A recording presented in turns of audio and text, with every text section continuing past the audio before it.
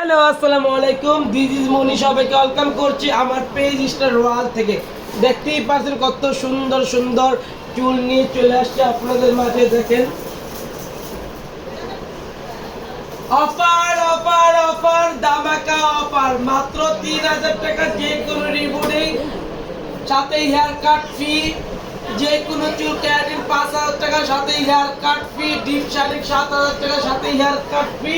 Botox 7000 টাকা, সাথে hair cut ফি। Brazilian botox মাত্র 7000 টাকা, সাথে হেয়ার কাট ফি।